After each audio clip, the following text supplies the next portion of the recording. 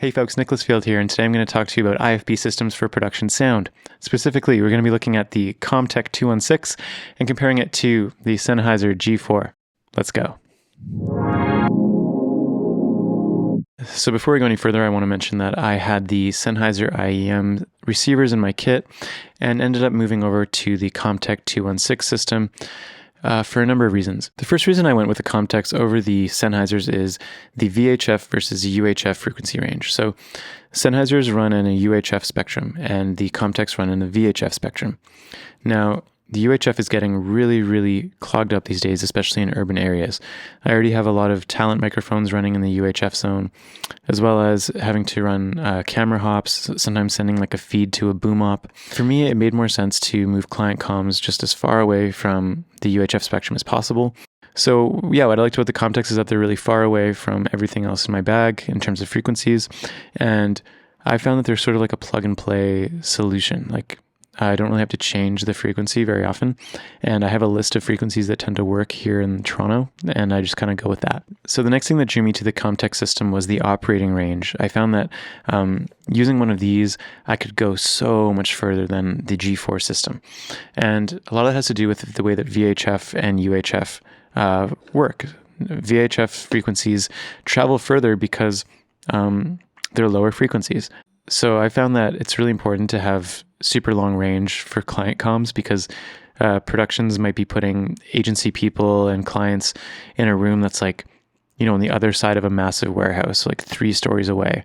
And they don't really care or understand how these things work in terms of sound. They just expect sound to arrive wherever that is.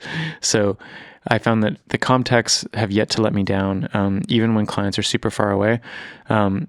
But I would say that with the G4 setup, I would be struggling. I know a lot of people are doing like an SMA mod on their G4 transmitters and receivers and swapping out the stock antenna to get better range and running like aerial antennas to get better range. But I found that so far, just using this little guy with the option 7 antenna has gotten me like crazy range. And I don't even need to use something like a base station or one of those like mini mite antennas 90% of the time. But the cool thing is that those are options. They're available and it's pretty easy to implement it. Once you have Comtechs in your system, you just rent a receiver for a day if you're going to be on like a gnarly production. Battery life. Okay, the Comtechs have amazing battery life. We're talking like 20 hours on a single lithium polymer battery. I've got these iPower US Li Poly batteries and they're really great. And they're rechargeable, so it's great for the environment. On the other hand, if you're looking at a G4 system, you're running 2 AA's and you're running through them in like 8 hours, maybe 10 hours if you're lucky, but probably a lot less than that. As always, batteries are an important thing to consider, and with the Comtech system running like twice as long off of a single battery, to me, it's kind of a no-brainer. Okay, the next thing I want to talk about is durability. Now, the Sennheiser system is admittedly quite durable. It comes with like a metal housing. These things are tough as nails. I've dropped them. They get beat up on set a lot and they tend to keep on trucking. But the one point of failure that everyone knows about is the antenna. The antennas on these things are really prone to breaking off. And with that point of failure, it's basically useless, right? As soon as you break off the antenna, you have no range. And as I mentioned before, a lot of people do SMA mods on these and move over to an SMA antenna, but even still, those can be broken off. And you just have to buy more things and mod more things. And if you have like 10 of these in your kit or 20 of these in your kit and you have to SMA mod all of them, then you have like 20 SMA antennas that you have to keep track of. And that's just like annoying. On the other hand, we have the Comtech receiver, which really has like no antenna to speak of, at least externally. So there's nothing really to break off. It has a plastic clip that's really durable and easy to use, and it's also quite easily replaceable. I would say it's easier to use the clip on the Comtech than it is to use the metal clips that come on the G4s, and otherwise it just has like a little dip switch and a volume knob. I would say it's basically impossible for somebody to change the frequency on this unknowingly, which is really nice. As we know, client listening devices just get beat up on set. People don't really take care of them. They get left on the floor. So for me, I think like a Comtech system where there's fewer things to get broken is a better investment. Okay, the next thing I want to talk about is ease of use.